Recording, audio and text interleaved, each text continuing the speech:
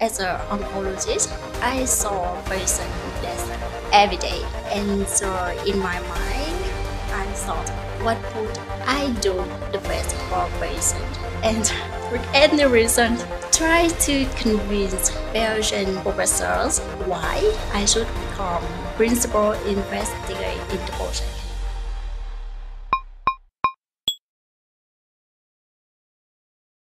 Hello and welcome to the Demystifying Healthcare in Vietnam podcast. I'm Beth Ann Lopez, founder and CEO of Docosan. We're on a mission to make getting healthcare effortless and bring you insights from Vietnam's top players in healthcare. On this week's episode, we're speaking with Dr. Chu Thi Ha, a pulmonologist practicing at Vigor Health Clinic in Ho Chi Minh City. She went to medical school at the Pham Thach University of Medicine and completed a Ph.D. in Biomedical and Pharmaceutical Sciences at the University of Brussels in Belgium. So you've got a very interesting perspective as a researcher as well as a practicing clinician. So it is great to be here with you today, Dr. Ha, and we're going to talk about lung health in Vietnam in particular. So starting off, what was your path to becoming a doctor? Hello everyone. Hi, Ruth, and I'm so happy to be here to share a little bit about my opinion about lung disease in Vietnam now. And first of all, why I become to a doctor? It's not my attention when I were a child. I wish I would be a pharmacist as my grandfather. Yeah, and unfortunately, I failed the entrance exam to become pharmacist, but passed the entrance exam to become a doctor. Oh, really? So right now we have Dr. Ha here. Dr. Ha instead of pharmacist, huh? Yeah. So, but that's interesting. So your grandpa was a pharmacist. Do you have other family members who are in the medical community? Yes, my family, we have a lot of doctors and also lecturer, researcher at the university. Okay. Yeah, and for me, it's like follow the family tradition. Okay, I can definitely see the footsteps there then. Yeah. And so you've got these really impressive academic credentials. After you got your medical degree, you ended up getting a Ph.D. in Biomedical Sciences in Belgium. So why did you decide to get a Ph.D. and why did you decide to go to Belgium? I didn't decide anything. For me, it's like by chance. Everything by chance. At the moment that I decided to study abroad, and I heard information, a new project of my hospital, Pham Thach Hospital, and Pham Thach University, and UNB University in Brussels. In French, we call the Université Libre de Bruxelles, but in English, we call Freedom University of Brussels. And at that moment, I work on the oncology lung cancer department. As an oncologist, I saw patient death every day. And so in my mind, I thought, what would I do the best for patient? But just individual patient. It's not something further in general public, or it's like something that a lot of people they get more benefit from my work. And the project about allergy immunology in chronic respiratory disease. So I searched for more information and I really liked it. I really want to participate in the project and I prepare my speech. And for any reason, try to convince Belgian professors why I should become a principal investigator in the project. Yeah, what was that like? Were there other Vietnamese studying in the university? And also, were there other women who were principal investigators there? It is because the project run in Vietnam. So it's also the collaborate between two universities, Pham Thach and UNB. And they need the hospital to collect patients. So they share one scholarship, one Ph.D. scholarship for hospital. So I need to pass. Wow. So you were the one chosen to get that Yes, scholarship. yeah. And also a next step within some doctor from hospital and also the university of Thach University.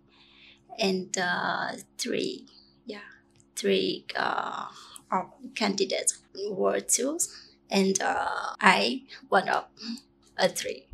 Okay. Yeah. Wow. And then, so you'd mentioned that you worked in like the lung cancer ward Yes. of the hospital.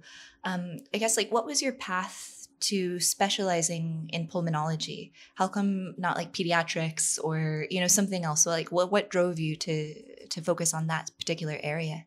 And also by chance, By chance. by chance, on the defense days to graduate from university to get a medical doctor degree, and on that day, a member of my jury, he was director of the hospital, and he said that which want to join the hospital to work in hospital and tell me.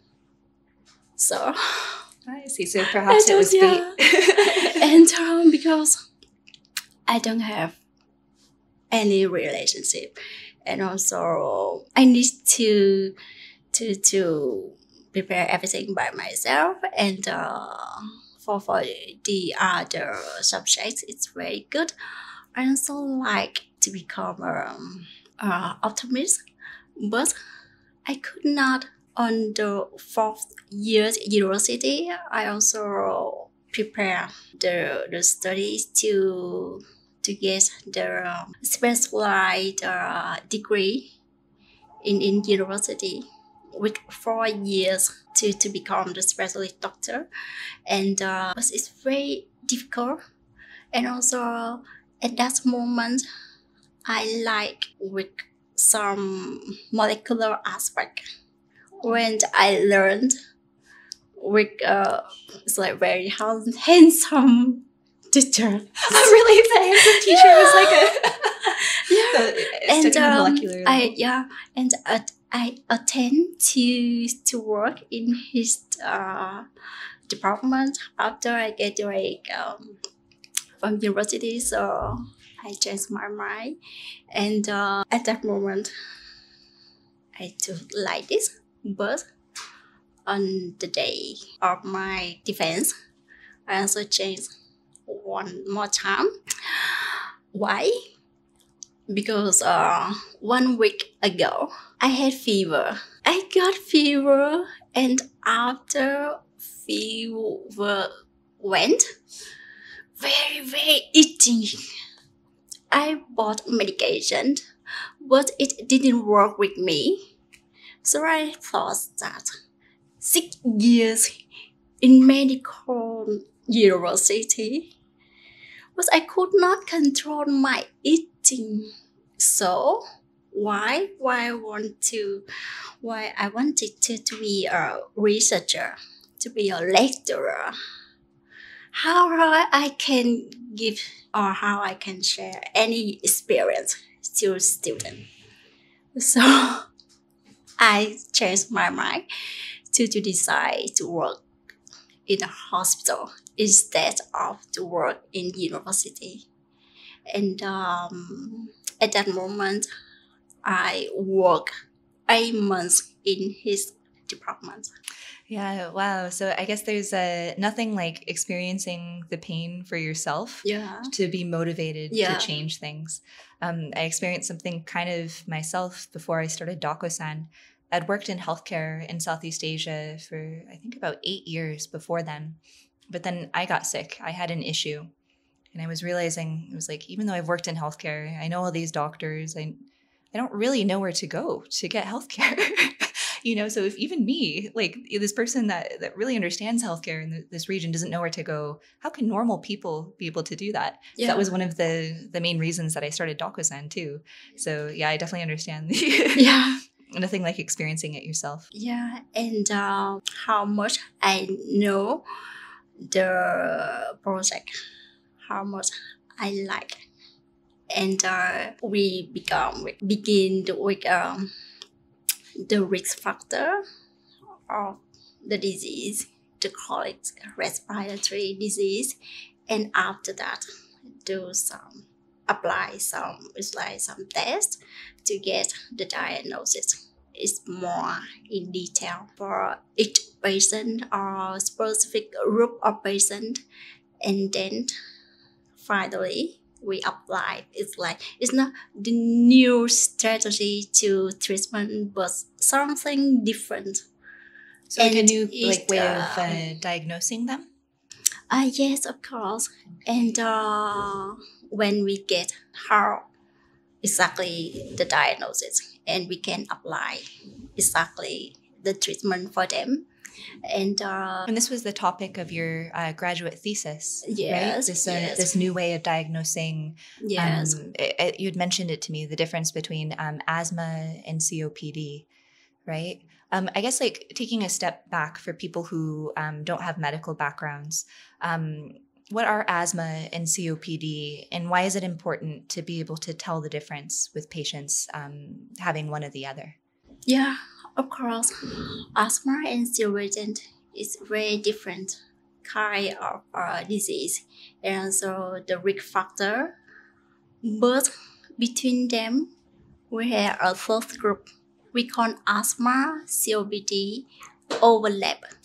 So within the group, we also try to find the way to classify which one is belong to the asthma group and which one can be classified in the COPD group.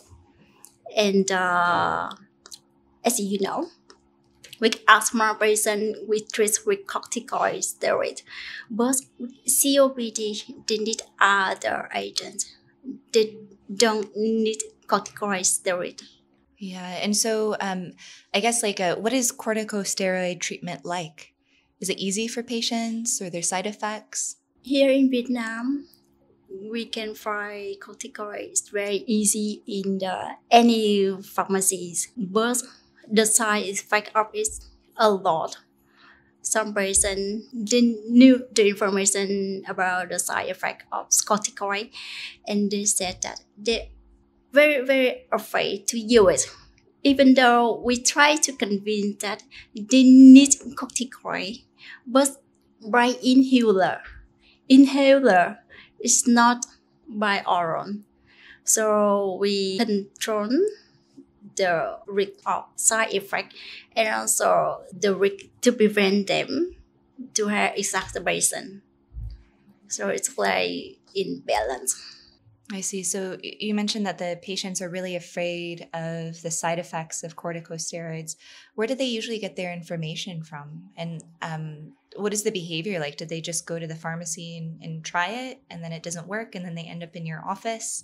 Or what is that like for the patients? For patient, I think most of them they search information in internet and also by other people. But a lot of Vietnamese patients they use corticoids, but they didn't recognize it. Oh, so they don't even know that they're taking corticoids. Yes. Until they get some change on their body. So we call the cursing symptoms. It's more easier to recognize with doctor, and we explain for them. And after that, they are afraid to use corticoid, even though they really need it. I see. Yeah. And so when you're dealing with these kind of patients, how do you deal with that? We just try to explain how corticoid work by inhaler, and it's good to control your disease, to control your symptoms, to prevent exacerbation. Yeah. So about kind of in prevention, I see.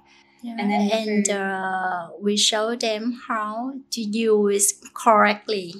Yeah, how to use correctly, and they see when they use, and after that they follow us.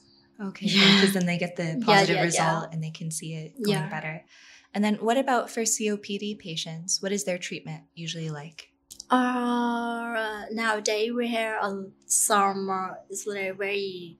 It's not a new medication, just new in Vietnam, but we have it's like we have enough needed medication for patient. It also inhaler without corticoid, and it works well. It's very good. And my patient also depend on how age they are and how severe they are. We choose the correct medication, just the single agent or the combination two agents. Uh, in some cases, we also use more with corticoid. Is also inhaler in the combination. I see. And so it's really important to tell the difference between asthma and COPD patients Yeah. because it sounds like the asthma patients have therapies that are more side effects, more difficult. And you definitely don't want COPD patients to be taking an overly severe type of medicine, right? Yeah. And so going back to your thesis, so you found a new way of kind of diagnosing the patient. So can you talk some more about that? Yeah, of course. And on my research, we begin with the symptom of patient, whether they have some symptoms that is like choosing chronic respiratory disease, such as cough, more than 3 months, and with sputum, and some other effects, such as whether they have smoking or tuberculosis in the past. Because as you know, in Vietnam, the tuberculosis is still more frequent, and it's circular to get COPD later life. And we measure spirometry to get their lung function, to get the diagnosis of they have the obstructive airway or not. So so what is spirometry? Spirometry is not a very simple test, but we can do in some like general hospital in Vietnam and also low cost. It's low cost. Yes, it's okay. low cost and it's very easy to get the diagnosis that the patient have obstructive airway or not, and also how they reverse when we do with bronchodilator test. They will inhale bronchodilator to measure whether it reverse or it's still obstructive airway. And after that, we measure more with diffusion capacity. And on the clinical aspect, we also did skin prick test with some material. It's industry allergen and also food local allergen. So like what kind of foods did you guys test? Yes. And in or what kind of foods did you test? We test a lot, and also foods and some seafood, fruits, and even with rice. With rice, yes. Okay. So it's like tailored for the Vietnamese diet. Yes. And in the total, we test for 27 allergens. Yeah. And for blood test, we measure the total IgE and specific IgE. Yeah, but with blood test, we did in Brussels. In Brussels? Yeah, in Brussels. And so in Vietnam, we got a questionnaire and medical history, and their smoking status, spirometry, and diffusion capacity. We also can do in some some hospital, so some big hospital, and we can classify with asthma, COPD, and the A code. And also within the A code group, we can classify more whether they were like asthma or like COPD.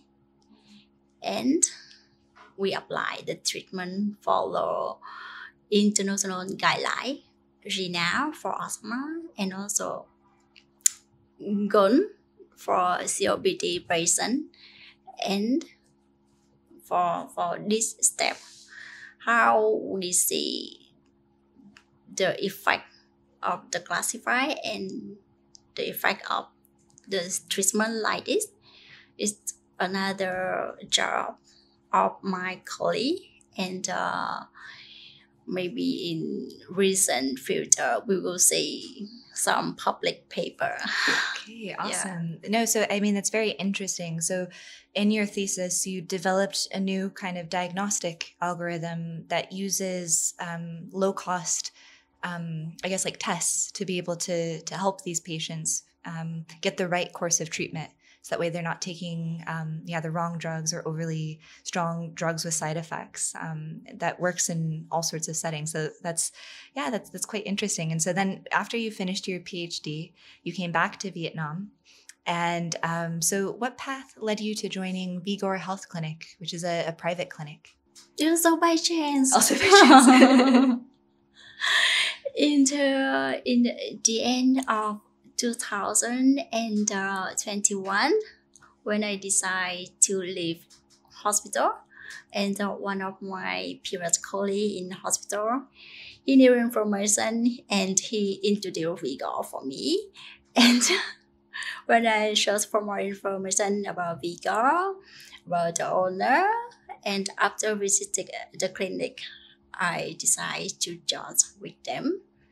So what in particular attracted you to Vigor as opposed to, because I'm sure you could have worked at a lot of different hospitals or clinics in Vietnam, right? So what was special about Vigor to you?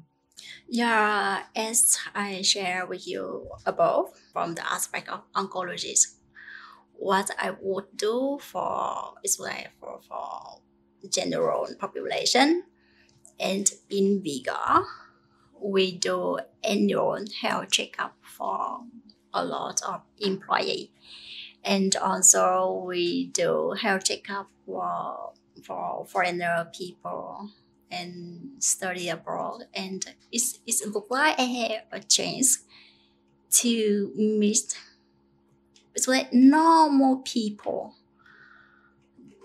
They don't know whether they have some abnormal inside the body or not.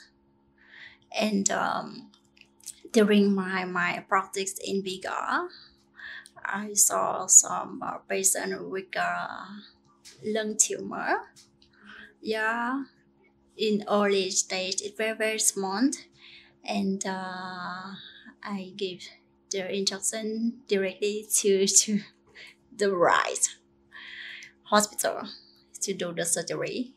And some tuberculosis patients without any symptoms, just by chance, when they did chest X-ray, and some thyroid cancer, and with thyroid ultrasound, and see some nodule, even though it's very, very small nodule, less than 1 centimeter, and both with the characteristic, we think about the high risk to hair cancer, and we do biopsy.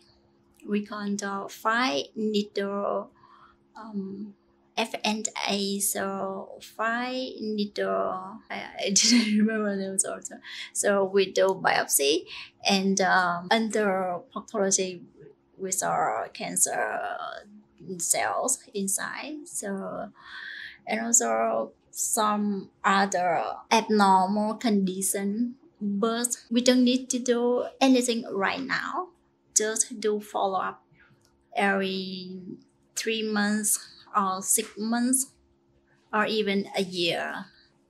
Yeah, wow. So that really shows how good the annual health checkups are for preventive care. Yeah. Because for that patient who had early stage lung cancer, like lung cancer is really scary, right?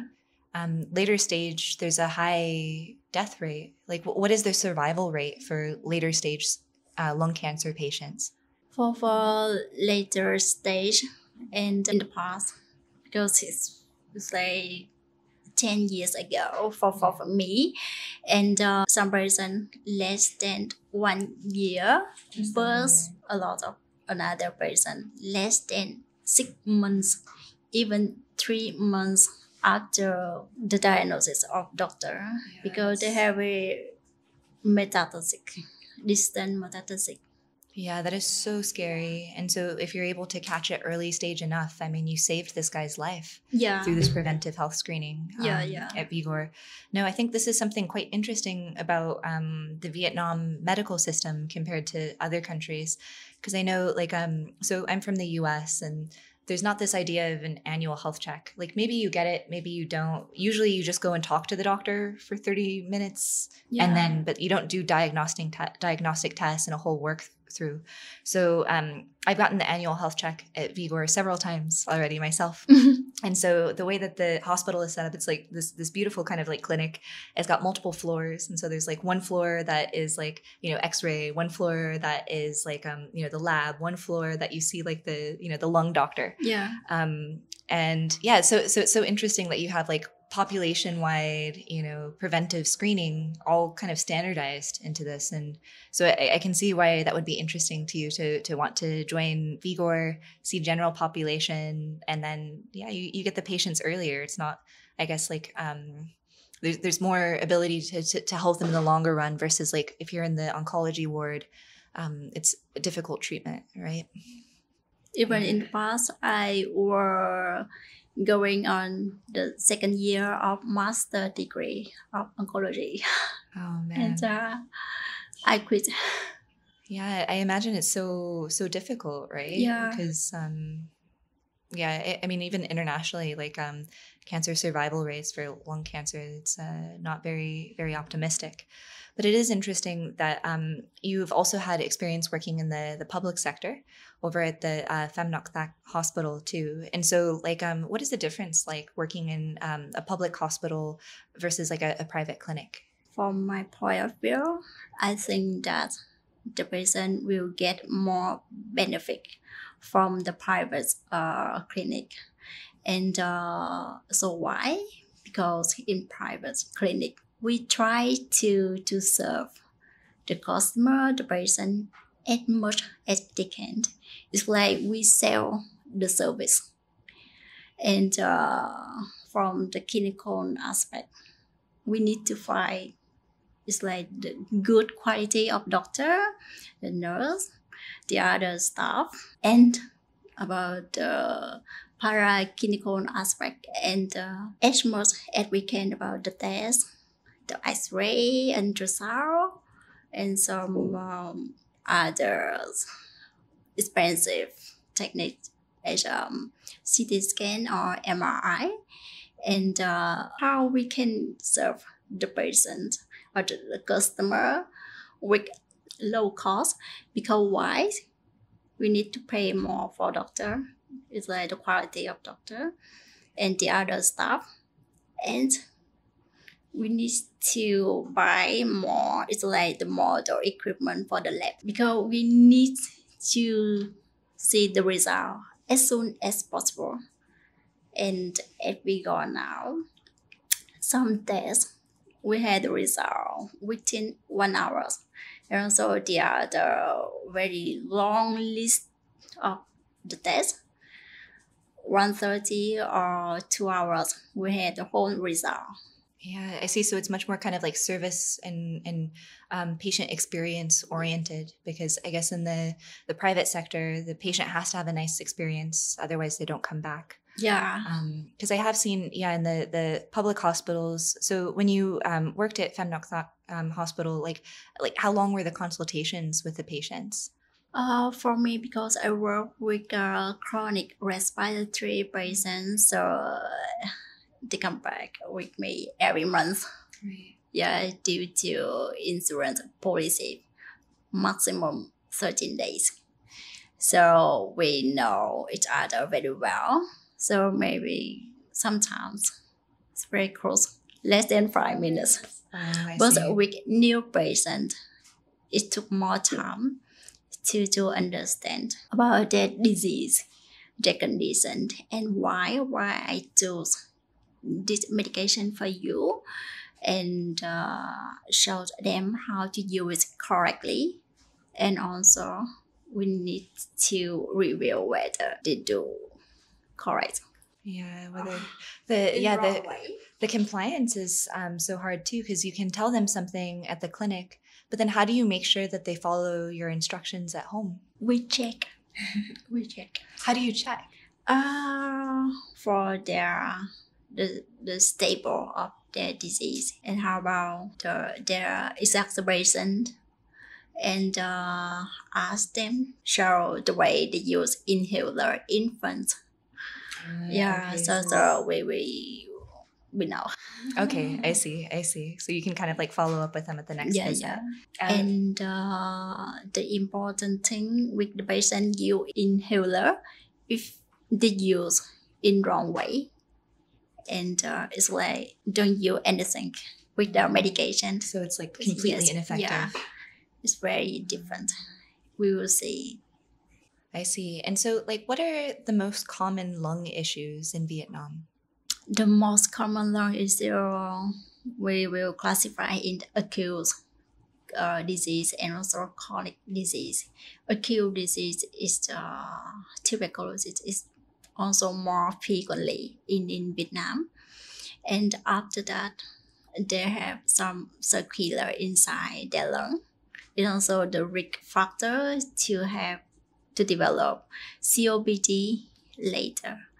And from chronic disease, we have asthma, COPD, and intestinal disease. And for the treatment, we have enough medication for them, but a little bit different because the price of medication is still high.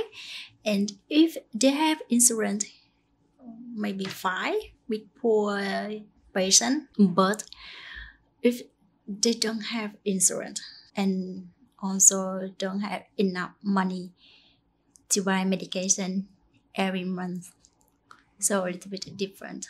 Yeah, I see. So high medication costs, because I know most patients in Vietnam are paying out of pocket for medicine. So there must be a huge affordability issue, and I guess then treatment adherence too. If you can't afford meds 1 month, then you have to stop. It's pretty difficult. And then, like, are there any kind of like environmental factors? Because I know sometimes, like, you know, with the pollution in some of the cities, it can be difficult. Do you see it getting better or worse? Due to the environmental factor, it might risk factor to get the disease, and also it's a trigger factor to have the exacerbation. From my research, we measure some risk factor to have the disease. Well, the following project of my colleague about some trigger factor that they will have exacerbation.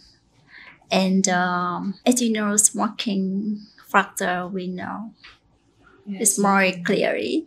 And I guess I don't know the stats on smoking in Vietnam. Are there more people smoking in Vietnam compared to like Europe, or less? I know they still smoke in Europe too, but like, is there more smoking here compared to other areas? I'm not sure about the information, but I knew that Vietnamese women less smoking compared with another European country. And but in my patient, I also knew some female patient who smoke. Yeah, but maybe the other they didn't recognize the other that live inside their family didn't know. So when they get the disease, the diagnosis of COPD, and they were very, very surprised why I had it. Oh, really? So, Yeah. like, they hide their smoking from Yes, the families? yeah. Oh, wow. Okay. So, in particular, like the women too, because I've seen, just from the cafes and stuff, sometimes you see men smoking openly, Yeah. but it's true, I very rarely see Vietnamese women smoking anywhere. Maybe due to Vietnamese culture, when we see a woman that smoke, we think about best thing, very Not best good. thing about. Yeah. I see. So at least like lower incidence of smoking among women, but so maybe more men are affected by COPD here. Yeah, but about some other environmental factor, we also classify indoor, it's like inside the house, and outdoor, outside. For outside, we cannot control, but for indoor we can. And also the environmental factor inside the house were affected by the type of the house. So we see in Vietnam, it's like the type house is narrow. Yeah, I see. And Like at very high. the narrow and high, you see them in the kind of like alleyways, like these, and people tend to live in fairly close quarters in the cities, right? Yeah, and it's bigger inside the meter. We have some separate rooms, but the other is like the share room for kitchen, for bedroom, for living room. And from the result of my colleague, and they recognize that the people that live in the square less than 10 have more risk to get exacerbation. Oh, wow. So even just like living in a small space increases your risk of getting these like chronic, serious lung conditions. Yeah, and they did the intervention. It's very cheap and very common. We can buy outside. It's a ventilator. Yeah, compared with the conditioner, it's more expensive. But with ventilator, it's good. It works well, and you can put maybe one here, maybe 5 or just 1 or just 2 enough inside the house to get more, it's like more fresh air to move the way of the air inside the house from the living room. Is like less polluted compared with the bedroom. Yeah. How much does a ventilator like that cost? I'm not sure, but maybe less than 4 or 5,000 Vietnam dong. Oh wow! So like really inexpensive, 4,000 or 5,000 Vietnam dong. That's like 100 Vietnam dong. Oh, 100,000. Less than 4 to 500 Vietnam dong. Okay, I see. So like around less than $4 for these things that can reduce their risk of serious lung conditions. Yeah. And then are they like widely commercially available? Like could I buy one on Shopee? Yes, I think so. Maybe cheaper when we buy online. Yeah, interesting. Maybe that's something that like a public health cause that people should advocate for, getting more of these kind of clean air inside of people's homes. Yes. Okay, cool. And so, what are your hopes and aspirations for the future of like lung care in Vietnam? As we discussed, just about the environmental factor, how we can control it, and how we to prevent disease develop, and after they get the disease, how we can control the disease, control the symptom to get the stable condition and less exacerbation. And it's a long way. And I think maybe in near future, and we will have some rules when you want to build a house, because also the project from 2 university Pham Thach Hospital, UNB, and Industrial Hospital of Ho Chi Minh City. They will give some recommendation for the government and which criteria for a house when they want to build up. Yeah, that would be so good. Yes, to protect the people live inside.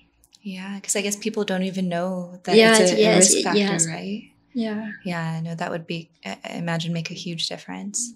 So thank you so much for this conversation, Dr. Ha. It's like completely interesting.